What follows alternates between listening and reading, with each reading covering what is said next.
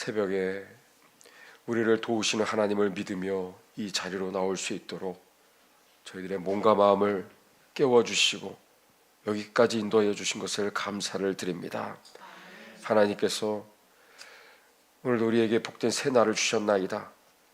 오늘도 무의미하게 분주함으로 그저 바쁘게 하루하루의 삶을 살아가는 그러한 쫓기는 인생이 되지 아니하게 도와주시고, 오늘도 주님과 함께 이 광야 같은 세상 하나님께서 저희들에게 친히 찾아오셔서 나를 비추어 주시고 말씀과 진리로 우리를 항상 깨어있게 도와주시고 시세를 잘 분별하게 하셔서 하나님의 선하시고 기뻐하시고 온전하신 뜻이 무엇인지 우리가 잘 분별하여서 이 세상에 혼탁하고 혼미하고 미혹에 정말 많은 사람들이 빠져가고 있는 이 시대에 하나님의 진리의 말씀 속에서 그 길을 날마다 잘 쫓아갈 수 있도록 하나님 항상 저희들을 깨어있게 도와주시고 연약한 저희들을 강한 손으로 붙들어 주시옵소서. 영혼의 호흡인 또 기도를 우리가 쉬는 죄를 범치 말게 도와주옵소서. 범사에 늘 깨어있게 하시고 하나님과 늘 교통하며 하나님과의 그 친밀한 은혜와 또 기도의 그 은혜 속에 늘 관계 속에 하나님의 보좌 앞에 날마다 보혈의 공로 의지하여 하나님께 더 가까이 나아가는 복을 내리워 주옵소서. 오늘도 하나님 앞에 오늘도 저희들 한 분 한 분들이 이 귀한 시간을 통하여서 하나님께서 우리에게 입을 열어주사 마땅히 간구해야 될 기도의 제목들을 놓치지 않게 하시고 주님 앞에 기도하는 우리들의 간구와 기도가 내 기도가 아니라 하나님이 원하시는 하나님의 심중에 있는 그 뜻을 깨달아 하나님의 뜻에 합한 기도로 나아갈 수 있도록 하나님 인도하여 주시옵소서. 오늘도 이 자리에 값을 치르고 나온 주의 자녀들과 또 마음은 원하지만 여러 사정으로 나오지 못한 성도님들 또 영상으로 참여하는 분들 또한 친히 찾아가 주셔서 각자의 또한 골방에서 오늘도 하나님 앞에 예배하며 기도함으로 늘 하나님 앞에 늘 하나님의 뜻 가운데 순종하며 걸어가는 하나님의 뜻이 이루어지고 하나님께 영광이 되는 복된 하루 되게 해 주시옵소서. 하나님 아버지 이 땅 대한민국을 불쌍히 여겨 주옵소서. 날이 갈수록 지금 끝을 향해 지금 이 나라가 지금 나락으로 마치 떨어지는 것 같고 흑암 중에 행하여 빛이 하나도 없는 것 같이 보이는 그러한 깜깜한 어둠 가운데 이 나라가 지금 사방으로 우겨쌈을 당하고 있습니다. 불쌍히 여겨 주시옵소서. 교회들은 그저 개교회주의에 빠져서 그저 내 문제에만 매여서 우리가 나라를 위해서 기도해야 될 이 책임을 우리가 소홀히 하지 않게 도와주옵소서. 이 나라를 향하신 하나님의 부르심을 알아 이 나라가 거룩한 나라 또 선교한국으로서 또 자유통일 복음통일의 그러한 하나님의 뜻을 이 나라 한국교회가 먼저 앞장서서 깨어 기도하게 도와주시고 나라 위하여 기도 쉬는 죄를 범치 않도록 하나님 날마다 우리를 일으켜 주시고 항상 성령으로 충만하게 하여 주시옵소서. 오늘도 말씀 앞에 우리가 나아갑니다. 성경을 보는 눈을 열어주시고 기도해야 될 제목이 무엇인지를 성령 안에서 말씀을 통해 우리에게 밝히 깨닫게 해 주옵소서. 구주 예수 그리스도 이름으로 기도드리옵나이다. 아멘. 창세기 18장 말씀을 같이 보겠습니다. 자, 어제 이어서 우리 창세기 18장 말씀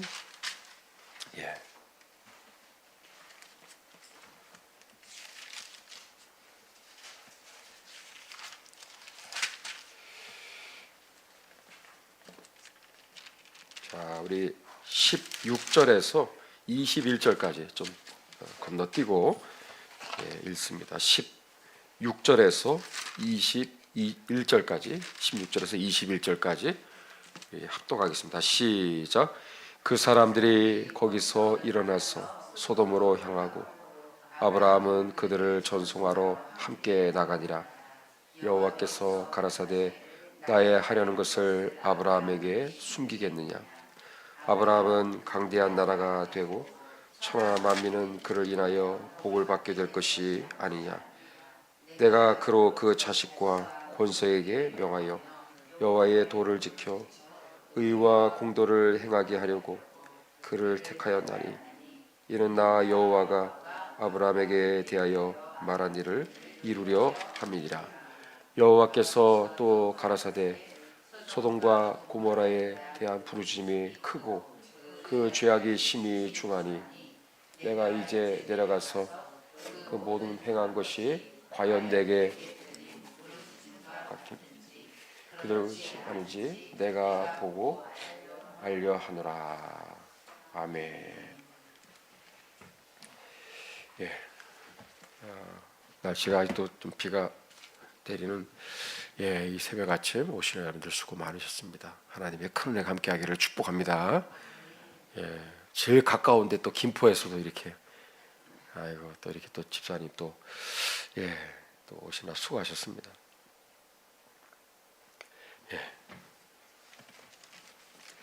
우리가 어제 17장 함께 우리가 마지막 아주 중요한 부분을 함께 보았습니다.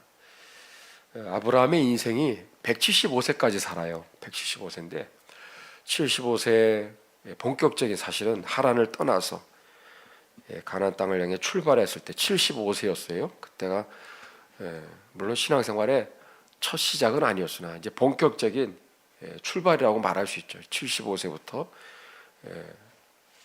믿음 생활을 이제 제대로 본격적으로 이제 시작을 한다고 볼 때 175세까지 세상 살았으니까 100년 동안 신앙 생활을 한 분이 이제 아브라함입니다. 아브라함 인생 가운데 아마 가장 기억나는 순간이 언제입니까? 라고 묻는다면 언제일 것 같아요? 뭐 여러 개가 있겠죠. 뭐 모리아산에 아들 이삭을 갖다 바치려고 했었던 그 사건도 기억날 것이고 많은 사건이 있었겠죠. 근데 특별히 이 17장, 18장 이 두 장에 우리 하나님께서 아브라함을 방문하신 그 사건이 아닐까. 왜냐하면 그의 인생의 99세는 중요한 하나의 그 분기점이 되는 해가 되거든요.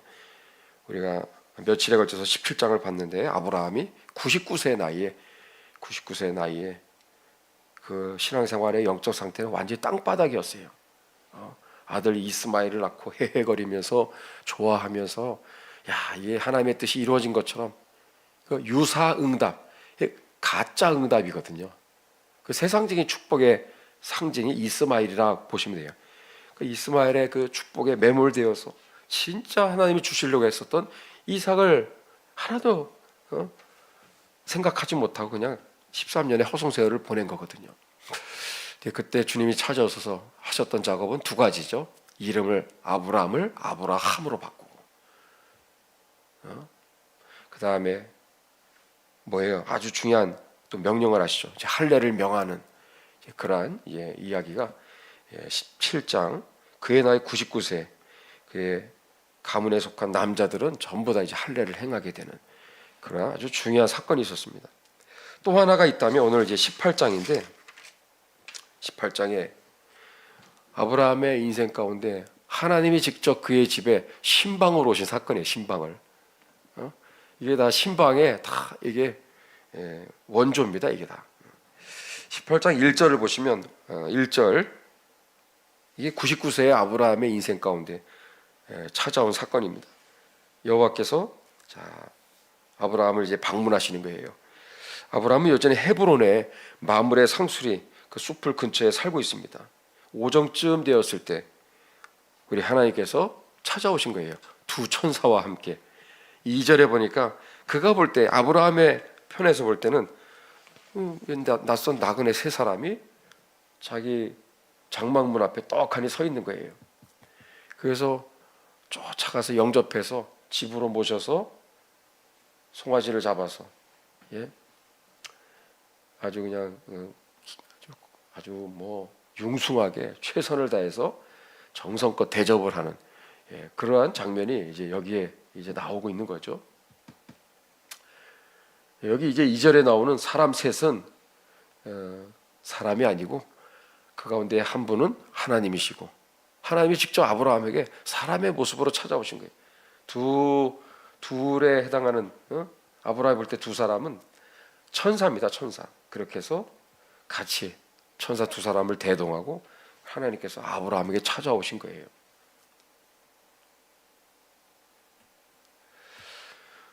왜 찾아오셨을까요? 왜 찾아오셨을까? 이게 참 놀라운 얘기입니다. 왜 아브라함에게 하나님께서 굳이 지금까지 말씀으로 찾아오셨고, 또 하나의 또한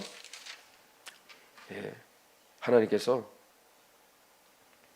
때로는 환상, 눈에 방패와 같은 추정이죠. 거의 99% 하나님께서 그에게 방패의 모습으로 찾아오. 난 너의 방패다라고 이제 말씀하셨던 것도 가만히 보면 하여튼 여러 방면으로 그에게 하나님께서 찾아오셔서 그냥 말씀하신 것이지 직접적으로 나타나신 적은 한 번도 없었거든요. 우리도 마찬가지죠.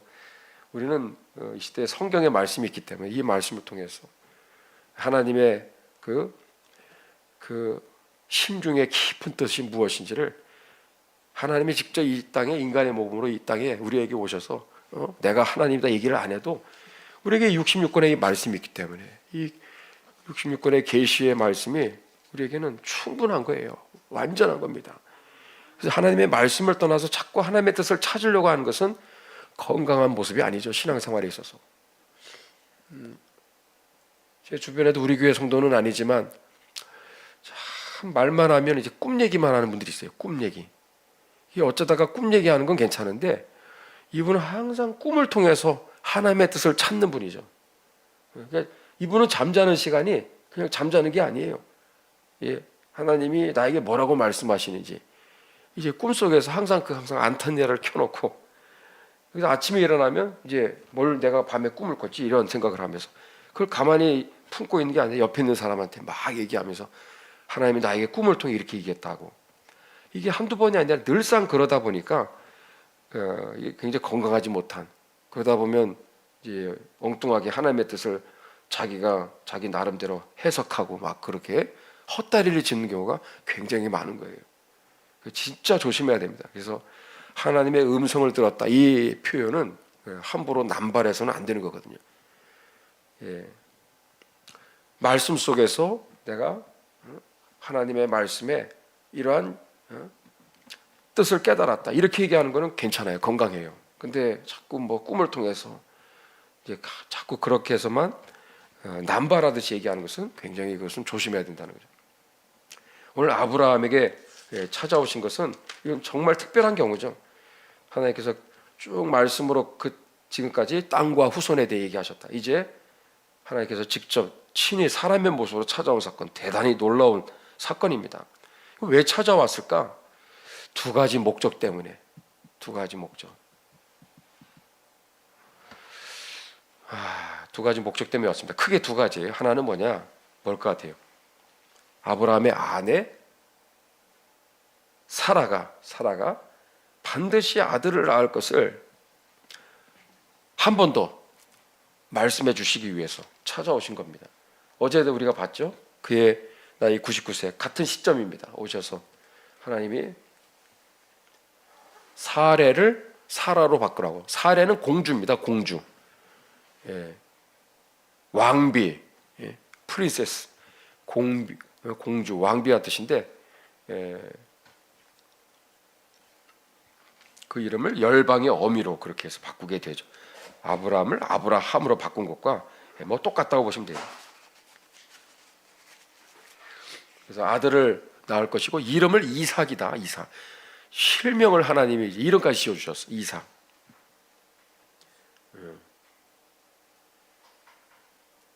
왜 이삭이라고 그랬죠? 아브라함이 피식 웃었기 때문에. 엎드려가지고 속으로 키득키득 웃었어. 99세 우리 17장에. 이게 참 재밌는 얘기입니다. 자꾸 아들 낳는다는 얘기를 99세 이제 자꾸 이제 다 늙어 빠진 자기 자신을 볼 때 이게 어떻게 말이 되는 얘기냐 해서 키득키득 웃는데 그래 네가 나 웃었어? 비웃었어? 내가 진짜 웃는 게 뭔지 보여줄게. 그래서 아들의 이름이 뭐예요? 딴 것도 아니고 이삭. 웃음이라는 뜻의 이 이름을 이제 지어준 거죠. 내가 진짜 웃는 게 뭔지를 내가 직접 내가 증명해 보이겠다. 실제 그렇게 이제 21장에 가면은 나중에 이루어집니다. 아들 보면서 막 진짜 아브라함도 특히 이제 사라가 웃는 그런 모습들을 우리가 보게 됩니다. 자, 이제 18장도 마찬가지. 14절을 한번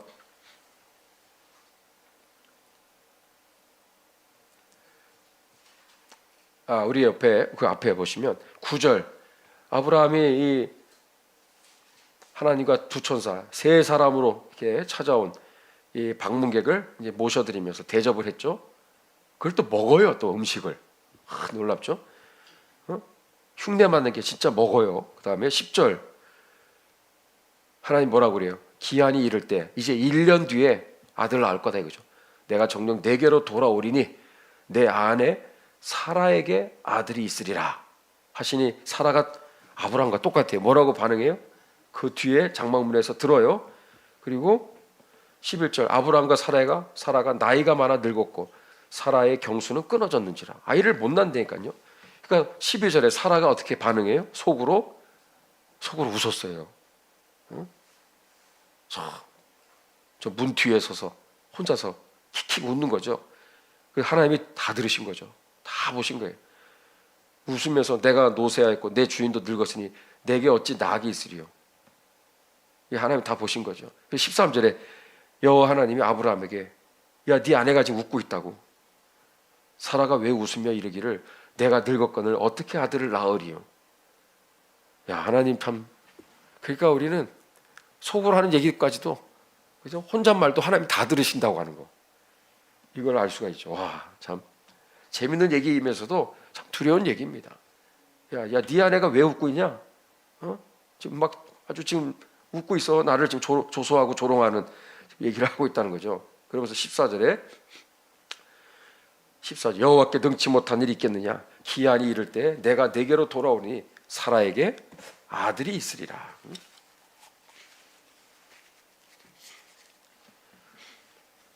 15절에 사라가 두려워서 승인치 아니하여 인정하지 않는 거죠. 잡아 빼는 거예요. 가로되 내가 웃지 아니었나이다. 근데 하나님 뭐라고 대답해요? 아니라 네가 웃었느니라 그래요. 웃었느냐 웃지 않았냐 가지고 지금 아주 하나님과 사라가 논쟁이 벌어진 거예요. 참 재밌는 얘기입니다. 하나님께서 이러한 구속의 계보를 이어갈 아들을 낳는 일에 아브라함은 그래도 어제 참 결정적으로 하나님 말씀 속에서 아들이 낳을 것을 믿었어요. 의심했던 그 아브라함이. 그래서 인생의 아주 중요한 전환점이라고 우리가 얘기할 수 있어. 어제 17장에 봤던 아브라함이 자꾸 막 의심하고 그랬단 말이죠. 근데 하나님이 두 가지 아들을 낳는데 이름이 이삭이야. 그리고 명년 이 기한이 나을 거야. 1년 뒤에 반드시 나을 거다. 이 두 하나님이 말씀하시는 내용을 듣고 갑자기 아브라함이 의심이 사라집니다. 그리고 믿음으로 그것을 받아들이게 되죠. 근데 사라는 여전히 의심하고 있는데 오늘도 주님께서 찾아오셔서 아니다. 아들을 낳을 것이다. 웃지 마라 이거죠. 그래서 그 사라에게 확신을 심어주시는 그런 이야기가 여기 나오는 거예요. 이것 때문에 하나님께서 신방을 오신 거예요. 신방을. 하나님은 우리가 믿음을 통해서 우리가 믿어야만 믿음을 통로로 하나님의 이 구원의 역사가 하나님의 나라가 임하고 하나님의 뜻이 성취가 되어지기 때문에 그 믿음이 없이는 기쁘시게 못하나니 하나님께 나아가는 자는 반드시 그가 계신 것과 또한 그가 자기를 찾는 자들에게 상 주시는 이심을 믿어야 할지니라. 믿음이 있어야 돼. 믿음이 있어야 하나님의 뜻이 이루어지는 거거든요. 히브리서 11장 6절에 있는 대로 믿어야 할지니라. 믿어야 할지니라. 반드시 믿어야 되는 거예요. 근데 믿음이 없어요. 지금 사라가. 그래서 하나님은 한 번 더 그에게 찾아오신 거예요. 아주 특별한 지금 조치를 하신 거예요. 지금 직접 사람의 모습으로 천사를 대동해서 온 거예요. 이제 1년이면 이제 곧 있으면 아이가 태어나야 되는데 사라는 아직도 영적 상태가 그것을 그 축복의 아들을 받을 만한 그릇이 아니야. 아직 영적 상태가 아니기 때문에 신방을 통해서 하나님께서 그 마음에 이렇게 믿음의 확신을 심어준 겁니다. 이것 때문에 우리 하나님께서 친히 찾아오신 거예요. 또 하나 어떤 게 있죠? 놀랍습니다. 여기 보면 16절 아브라함 그리고 사라를 방문하기 위한 목적으로 사람의 모습으로 이제 하나님께서 이 헤브론의 마므레 상수리 거기에 있는 아브라함의 장막을 찾아오신 거예요. 근데 그건 1차 목적이고 진짜 두 번째 더 중요한 목적이 있었어요. 16절 그 사람들이 거기서 일어나서 하나님과 천사들이죠. 일어나서 어디로 가죠? 소돔으로 향하고 아브라함은 이제 전송을 나가고 있는 장면입니다. 하나님이 직접 찾아오신 목적 또 하나가 뭐냐? 소돔과 고모라를 방문하기 위해서 하나님이 인간의 몸으로 이 땅에 오셨다라는 거예요.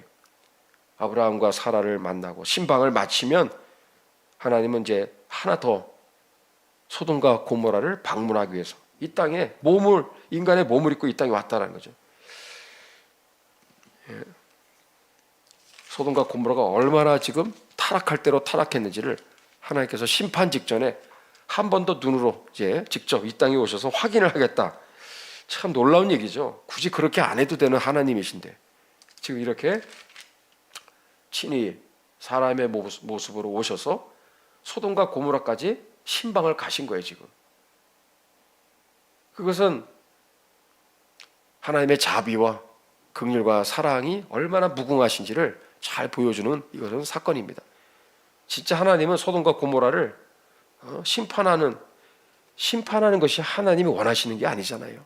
마지막이라도 한 번 더 소돔과 고모라가 살아나기 위해서 하나님께서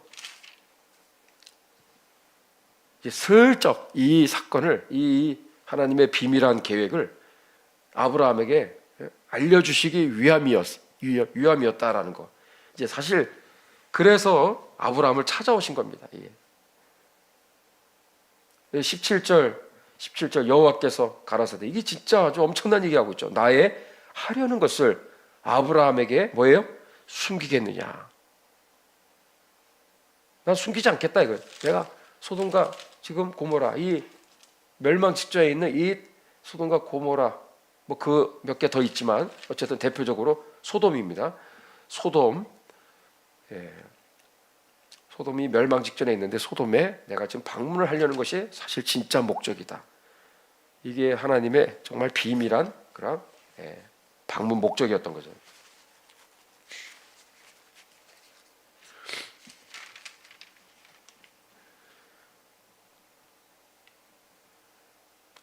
자, 21절 여기 마지막에 뭐라고 되어 있죠? 여호와께서 또 가라사대 소돔과 고모라에 대한 부르짖음이 크고 그 죄악이 심히 중하니 죄악이 완전히 지금 가득 차 있는 상태예요. 21절 아주 중요합니다. 여기 내가 이제 내려가서 그 모든 행한 것과 과연 내게 들린 부르짖음과 같은지 그렇지 않은지 내가 보고 알려하노라. 내가 마지막 한 번 더 확인하겠다. 그리고 그 땅을 심판하겠다 이거죠. 내일 보겠지만 이제 아브라함이 하나님께 소돔 땅을 위해서 하나님께 50명의 의인이 있으면 그 쓸어버리시겠습니까? 아니야. 50 있으면 내가 심판 안 해. 그러면서 자꾸 하나님 앞에 한 5번에 걸쳐서 막 하나님 붙잡고 중보기도 하는 그런 내용이 나오게 되죠. 바로 이겁니다. 이거 마지막 한 번 더 기회를 주는 거예요. 또 아브라함의 그 기도로 인해서 하나님께서 한 번 더 소돔을 이제 살리기 위해서 하나님 이리 마음의 심중에 깊은 비밀한 이 계획을 슬쩍 이제 아브라함에게 알려준 거죠.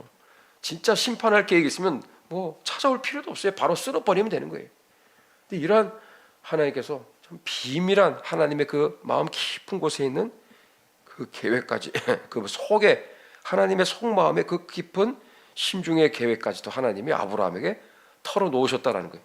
여기서 우리는 18절 19절 그 두 가지의 계획이 신방의 목적은 두 가지. 사라가 믿음이 아직 없어. 아들 이삭이 나와야 되는데 아들 이삭을 지금 잉태하고 해산해야 될 사라가 아직 전혀 그 상태가 아니라는 거죠. 준비가 안 돼 있기 때문에 믿음을 확신을 심어주기 위해서 찾아온 게 첫 번째고 두 번째는 소돔과 그 여러 동성애와 같은 정말 그 죄악으로 인해서 이제 심판 직전에 있는 그 땅을 한 번 더 하나님께서 방문하시기 위해서 심판 직전에 확인하기 위해서 오셨다라는 거, 이게 아브라함에게 오신 하나님의 방문 목적인데, 여기 18절 19절을 보면 아브라함은 하나님이 그 얘기를 하시다가 아주 또 이거는 얘기하시는 중에 이제 한두 개 이제 더 아주 중요한 얘기를 이게 이제 하나님께서 아주 중요한 얘기를 이제 첨가해서 말씀하고 있는 거죠. 여기 18절에 보니까 아브라함은 강대한 나라가 되고 천한 만민은 그를 인하여 복을 받게 될 것이 아니냐, 그렇게 얘기하시잖아요. 그리고 아브라함을 향한 늘 하셨던 그 얘기를 또 하신 거예요. 내가 너로 큰 민족을 이루고 내게 복을 주어 너를 복의 근원이 복의 근원이 될지라, 복의 근원으로 삼겠다. 구속의 이러한 귀한 역사를 이루어가는 중요한 이 계보로 너를 혈통을 내가 택하여 너를 통해서 이삭을 낳고, 그리고 오고 오는 세대에 다윗도 태어나고, 그 다음에 나중에 결국 예수님이 태어나는 그러한 구속의 감으로 삼겠다라는 거죠. 천하 만민이 너를 통해서 너가 이렇게 바라보는, 오실 예수님을 바라보는 그 믿음으로 많은 사람들이 또한 너의 그 믿음을 본받아서 예수님을 믿음으로 구원받는 복의 통로가 될 것이다. 그 얘기가 또 여기 반복되고 있잖아요. 그러면서 19절, 참 이런 얘기도 여기 보면 그냥 놓칠 수가 없는 거죠. 내가 그로, 아브라함이죠, 내가 아브라함으로 그 자식과 권속에게, 가족들에게 명하여 여호와의 도를 지켜 의와 공도를 행하게 하려고 그를 택하였나니, 이는 나 여호와가 아브라함에게 대하여 말한 일을 이루려 함이니라. 이러한 하나님이 큰 민족을 이루고 복의 근원으로 삼는, 그리고 영적 후손들을 참 이 아브라함을 통해서 낳고 낳는, 또 구원받는 이러한 엄청난 영적 후손들을 정말 아브라함을 통해서 낳고 낳는 이러한 위대한 역사를 위해서 하나님이 하신 아주, 또한 이것도 하나님의 특별한 말씀이 여기 나오죠. 이게 뭐냐, 내가 아브라함으로 자식과 그리고 그 가족들에게 명하여 여호와의 도를 지켜 의와 공도를 행하게 하려고 아브라함을 택했다 이거예요. 와, 굉장히 놀라운 얘기를 하고 있어요.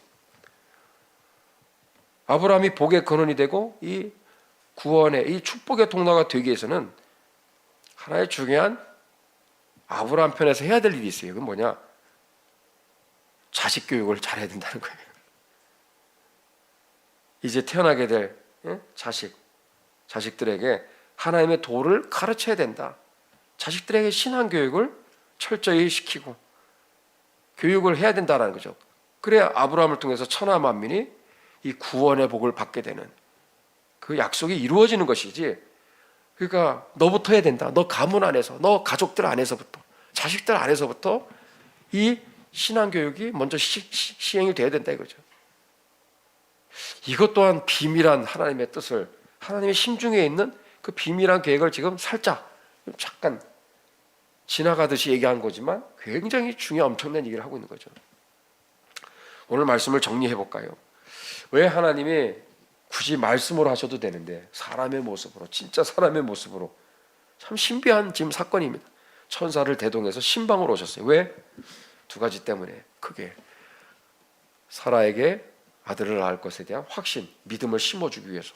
또 하나, 멸망 직전에 있는 이 소돔 땅을 한 번 더 우리 하나님께서 눈으로 한 번 더 확인하기 위해서 이렇게 찾아오셨다, 이렇게 얘기를 하고 있다라는 거죠. 물론 진짜 하나님 몰라서 온 것이 아니죠.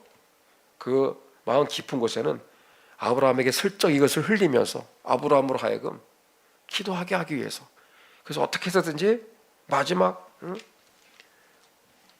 기회를 주는 거예요. 이 소돔 땅이 망하지 않도록 어떻게 해서든지. 그래서 아브라함으로 하여금 이제 중보기도 하게 되고, 또 아브라함이 하나님께 막 강청을 합니다. 의인이 10명 있으면 그래도 하나님이 심판하시겠습니까? 의인 10명 있어도 내가 심판하지 않겠다, 멸하지 않겠다라고 말씀하신 이 얘기가, 왜 이런 얘기가 나오겠어요? 하나님의 뜻은 심판이 아니라 구원이기 때문에 그렇죠. 자, 오늘 말씀 속에서 오늘 이 18장 말씀은 참 사실 엄청난 얘기거든요. 이 18장에서 오늘 우리는 중요한 결론에 이르게 되는 거예요. 뭐냐? 하나님이 누구에게도 얘기하지 않는 하나님 자신의 그 깊은 속마음을 아브라함에게 1대1로 찾아오셔서 털어놓으셨다라는 거예요. 지금 엄청난 사건입니다. 지금 사람의 모습으로 직접 찾아오신 거예요. 그만큼 하나님이 아브라함이 하나님과 친밀한 관계였다는 거죠. 친밀한 관계. 그래서 야고보서 2장 23절, 야고보서 2장 23절, 역대하 20장 7절에 보면 성경은 말합니다. 아브라함을 일컬어 하나님의 벗, 하나님의 친구. 아브라함이 하나님의 친구라고 성경이 그렇게 자랑스럽게 기록하고 있어요. 성경에 이런 정말 너무나 영광스러운 이런 별명을 가진 사람이 누가 있습니까?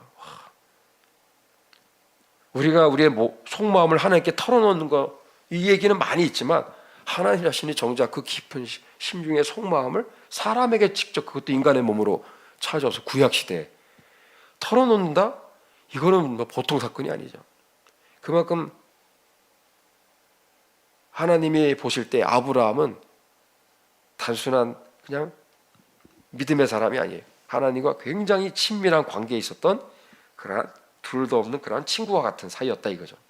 그래서 시편 25편 14절에 보면 여호와의 친밀함이 경외하는 자에게 있음이여 그 언약을 저희에게 보이시리로다.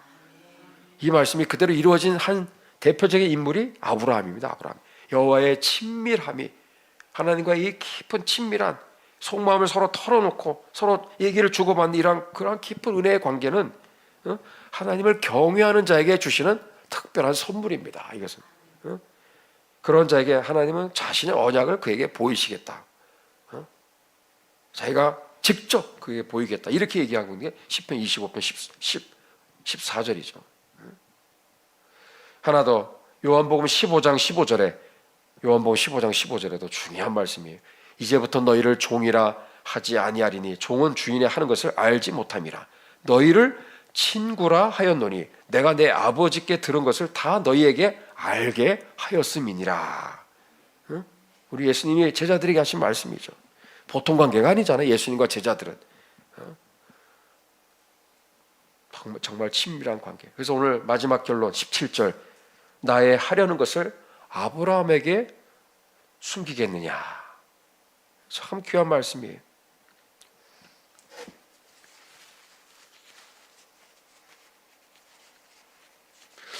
여러분, 오늘도 우리가 이 말씀을 기억하면서 지금 개인과 또 이 나라 다 지금 갈피를 알지 못하고 우왕좌왕하고 있고, 다 이렇게 뭐가 거짓이고 무엇이 참이고 무엇이 진짜고 뭐가 가짜인지 뒤죽박죽되어 있는 이러한 혼돈과 혼면, 이 어둠의 세대를 우리가 살아갈 때, 여러분 이 말씀 우리에게 얼마나 놀라운 말씀인지 모릅니다. 우리 신앙생활에 있어서 우리 예레미야 33장 3절, 너는 내게 부르짖으라 내가 내게 응답하겠고 내가 알지 못하는 크고 비밀한 일을 내게 알게 하리라. 우리 얼마 전에 애국 강연 누구죠? 마이클 리 박사님, 우리나라 최고의 안보 분야에 둘도 없는 분이죠. 그분이 나이가 이제 90이 넘으셨는데 얼마 전에 중요한 모임이 있어서 다녀왔어요. 새벽기도 끝나고 그러더라고요. 여러분, 집안에 화재가 나면 어디다 전화해야 됩니까? 119요, 119. 그러면 범죄 신고는 어디에 돼야 합니까? 범죄 신고 어디에 돼야 되죠? 112, 그죠? 맞죠? 112. 그러면 나라가 지금 이렇게 지금 멸망 직전까지가 이런 벼랑 끝에 있는 이런 위기의 상황에서 우리는 어디다 전화해야 됩니까? 전화번호 얘기해 보세요 했더니 다들 모르잖아. 뭐 119, 112는 알지만 어떻게 되지? 나라가 이런 위기의 상황에서 어디다 전화해야 되지? 이 마이클 리 박사님이 좀 재밌는 분이에요. 뭐라고 그러냐? 333 그래 333. 나라가 위기에 빠졌을 때 우리는 어디다 전화해야 되죠? 333입니다. 예레미야 33장 3절을 얘기하는 거예요. 예레미야 33장 3절. 오늘 여러분은 중요한 비밀번호 하나를 발견한 겁니다. 오늘 그냥 가지 마시고 하나님과 나만이 아닌 비밀번호야. 333. 너는 내게 부르짖으라. 내가 내게 응답하겠고 내가 알지 못하는 크고 비밀한 일을 내게 보이리라. 아멘입니다. 여러분, 이런 아브라함과 같은 정말 친밀한 하나님과의 이러한 이 전화, 이 핫라인이죠. 언제든지 24시간 그거는 통신이 끊어지지도 않아요. 그거는 뭐 통신비를 낼 필요도 없고 이거는 항상 안전해, 완벽해. 하나님 아버지 예수님의 이름으로 기도합니다. 그럼 언제 들으시는 그 하나님 앞에 나아가는 여러분, 이 기도 시간이 얼마나 복된지 모릅니다. 오늘 아브라함이 그랬듯이 여러분, 하나님의 그 심중의 그 깊은 뜻을 이 말씀을 통해서 여러분 깊이 그 세미한 음성을 날마다 듣는, 그리고 이 말씀 속에서 정말 나를 알고 세상을 정확하게 분별하고 이 대한민국에 가야 될 길이 어떠한지, 한국교회가 나아가야 될 길이 무엇인지를 항상 깊이 깨달아 알아 그 진리의 길, 좁은 길, 생명의 길, 의의 길, 거룩한 길을 걸어가시는 우리 모두가 다 되시기를 예수님의 이름으로 축복합니다. 하나님 아버지, 오늘도 복된 날 주시니 감사를 드립니다. 하나님께서 이렇게 친히 사람의 모습으로 찾아오셔서 아브라함에게 그 누구에게도 얘기하지 않는 하나님의 그 깊은 하나님의 심중에 있는 그런 비밀한 계획들을 알려주셨던 것처럼 하나님, 우리 신앙생활 속에서도 우리도 마찬가지입니다. 하나님을 향하여 우리가 나아갈 때마다 하나님과의 그 친밀한 그 은혜의 그런 이 놀라운 복을 하나님 저희들도 풍성히 누리게 도와 주시옵소서. 하나님의 말씀과 진리 속에서 아버지 하나님, 하나님의 뜻을 깊이 알게 도와주시고 이 세상 속에서 우리가 하나님의 그 진리의 말씀으로 말미암아 하나님의 나를 알고 또 이 대한민국이 처한 지금 상황이 지금 어떠한지에 대한 우리가 정확하게 진단하고 또한 처방을 내릴 줄 알게 하시고 어떻게 이 나라가 가야 될지 방황하는 수많은 사람들에게 하나님 바른 길을 이제 우리가 외칠 수 있는 그러한 진리의 길을 우리가 그들에게 말할 수 있는 하나님 그러한 은혜의 삶을 살아가도록, 깨어있는 삶을 살아가도록 항상 저희들에게 찾아와 주시고 친밀하게 저희들에게 날마다 말씀하여 주시옵소서. 오늘도 복된 하루, 오늘도 기도하며 하루를 또한 시작합니다. 마땅히 구할 바를 알려주시고 주님 앞에 우리의 심중에 깊은 하나님 앞에 기도의 간구를 올려드리며 또 기도 가운데 하나님의 뜻이 더욱더 선명해지게 하시고 하나님의 뜻을 밝히 깨달아 알게 하셔서 그 뜻 가운데 오늘도 승리하는 하루가 되게 하여 주시옵소서. 예수님의 이름으로 축복하며 기도하옵나이다. 아멘.